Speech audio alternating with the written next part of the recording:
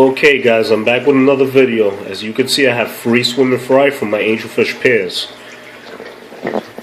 There goes my female, there goes my male from the first gold pair, and then down here I have my black marble and pearl scale pair. The black marble's up against the wall. He's a little shy, so you have to excuse him, but my female's pretty out there. She's a diva. She likes to show herself off.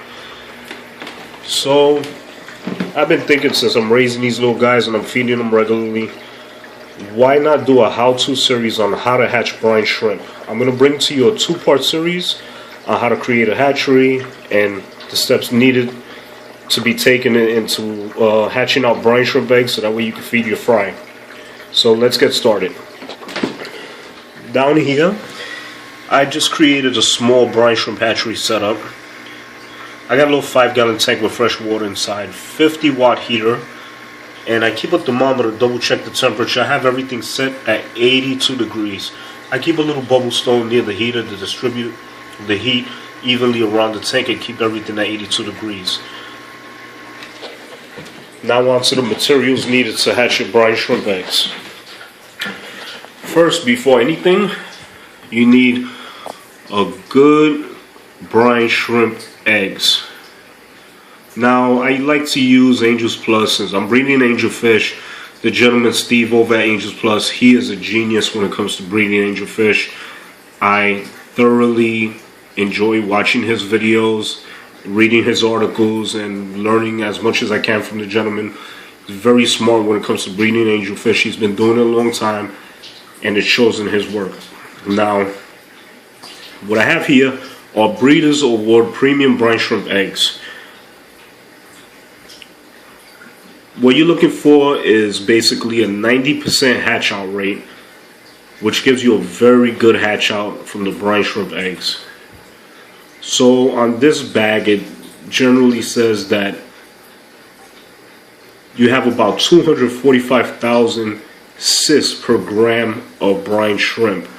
So basically, this spoon that's been included, which is roughly half a teaspoon from this bag, is going to give you about 245,000 brine shrimp from one serving. That's a lot of brine shrimp to feed to your angelfish. So I believe that this is going to be more than enough food to feed my angelfish, possibly for 1-2 days tops, before I have to make a new fresh batch. So there goes the brine shrimp eggs. Next important thing, I like to use Instant Ocean sea salt mix because it creates the right salinity, and at the same time it also buffers the pH in the water in the brine shrimp hatchery to make the water good and comfortable for the brine shrimp in order for them to hatch and get a good hatch out. Now you get a lot of people that they use non-iodized salt and a pinch of baking soda, which also works. And I don't want you guys to get me wrong, but I just find that it's a lot easier just to get the Instant Ocean sea salt mix, because it does the whole job in one shot. You don't have to worry about adding a little bit of this, adding a little bit of that, or anything. You just take 1 heaping tablespoon of this, put it in your water, and it's all said and done. Finito, you're finished with it. Okay? Now on to my brine shrimp hatchery, how I created it. Here we have a 1 liter fresh bottle of water container. It's empty right now, emptied out the water naturally, so I have an empty bottle container here. Now what I did was, I keep the little blue cap on it, so that way when I turn it upside down and I hatch the brine shrimp, they're not spilling out all over the place into the main tank. They stay within the container. I cut the container 1/3 of the way from the bottom up, if I could separate this. There you go. And I added I had a spare piece of slate rock laying around from one of my old sponge filters, so I decided to silicone the base slate to the bottom of the 1 liter bottle and create like a weight so it could stay and hold in place, and you know, it won't be floating around inside the 5-gallon tank or going all crazy, or you know, it'll hold in place where I leave it at. So this basically setup acts as a stand. You're going to see when I place this into the jar, and there you go. It stands straight up. You place that inside your tank, and then what you want to do is you want to have air pump ready, some flexible, standard airline tubing, bends and all that. And then at the end, you want to attach a piece of rigid airline tubing, which basically doesn't bend, stays straight. And what you do is you add this to your little container, down to the bottom, and it'll hold in place. And what this is going to do is, it's going to send air into your container. It's going to create a lot of turbulence, keep those brine shrimp eggs suspended in the water column, which is in turn going to give you a good hatch out rate, and you're going to have a lot of brine shrimp swimming in there before you know it. Now also, I like to use a check air valve because, you never know, maybe your power goes out in the house or you have a little power outage or anything like that. And you don't want your air pump to create a back siphon where the water basically goes from the airline tubing all the way back to the air pump, and the water going into your air pump, water and electricity don't mix. You know that it will basically destroy your air pump. So this thing's a godsend. I recommend these things on every single airline that you run. It'll save your air pumps. It'll keep your house from catching fire. And these things are made for a reason. It's a safety precaution of anything. You should always have this on each airline that you have running towards your tank. Check air valve keeps the water from back siphoning into your air pump. Now, I have a nice little handy set of measuring spoons, and I'm going to get you guys started. Now we're going to go through steps on how to get the brine shrimp hatchery started. So let me get this out of here. And what I'm going to do is I'm going to take, guys forgive me, I'm trying to do this one-handed, so it's a little tricky. I'm going to basically set my base with the slate attached to it into the little 5-gallon tank. I'm going to fill it up, set it up in there, and like I said, it's going to stand in place. It'll hold in place, and it's not going to float anywhere. I put it towards the front so that way I could get it right underneath the light when I place the light overhead. So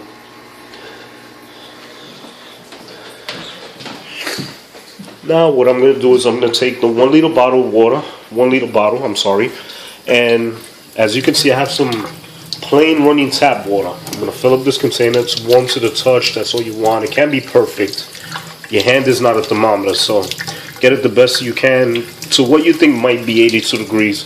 But eventually, when you put this in the tank and you have the heater running, it'll stabilize the water temperature, and eventually it'll hit 82 regardless of the situation, because your heater's in there set at 82 degrees. So you're going to fill up this container. Plain tap water. Reason for this being, the chlorine is very good. It kills the bacteria that are attached to the brine shrimp, and it creates a sterile environment for your brine shrimp to hatch out into. So you want to fill this up basically maybe an inch to 1 3/4 inches from the top, for the sake of when you run the air line in there, it's going to bubble up. You don't want it spilling out all over the place. You don't want salt everywhere, or you don't want to lose your brine shrimp in the main tank. You want to keep them within this container. So I'm going to set this in here, and let me get a good handle on this. Then what I do is I'm going to take my check valve. I'm going to add my airline tubing, and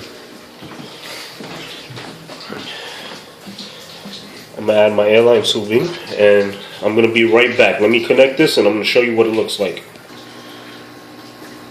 Okay guys, I'm back, and now I have, as you can see, my check valve running into my airline tube, and I have the airline tube running down into my container. I got a nice little airflow going. You don't want nothing too crazy. You just want enough to keep the brine shrimp suspended in the container and keep them moving around, so that way they don't settle towards the bottom and, get rotten and die down there. It's no good. The brine shrimp needs to constantly be moving. So now that's set up. The next step is the salt mix. Now, like I said before, you're going to take your little measuring spoons, basically 1 tablespoon you have here, and you're going to take a heaping, generous helping of sea salt mix, and you're going to walk that over. If you give me 1 second, you're going to walk this over. As you can see, it's not flat, it's basically overfilled.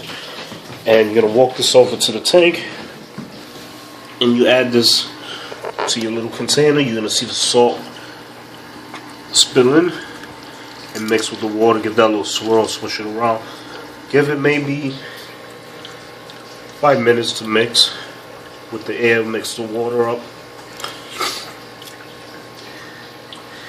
and you have the right salinity and pH ready for your brine shrimp eggs. Okay, let that stir around and then mix up. Let the water saturate the salt and get everything nice and mixed up in there, ready for the brine shrimp eggs. So on to the next part. Now I walk over to the table, and here you can see I have, when I ordered my brine shrimp eggs, they sent me a convenient little spoon, measuring spoon, and this is roughly half a teaspoon is what I use per 1 liter bottle of water. So 1 liter bottle of water, 1 heaping tablespoon of sea salt, half a teaspoon of brine shrimp eggs.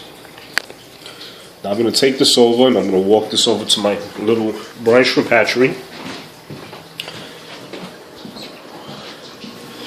I'm going to pour this in there, and that's going to get ready. You give that a little stir, get everything nice and saturated in there, because it's going to take a little while for the brine shrimp eggs to get wet and stay in the water column. They're still a little dry right now. They have to, you know, get the water has to saturate the eggs so that way they can weigh down and stay within the water column. And as you can see, I start out with a nice little brown tint to the water, and that's what it's going to look like, because naturally the brine shrimp eggs are brown, and that's what your water is going to look like once you add the brine shrimp eggs to the hatchery. So you're going to let this bubble over for 24 hours roughly at 82 degrees.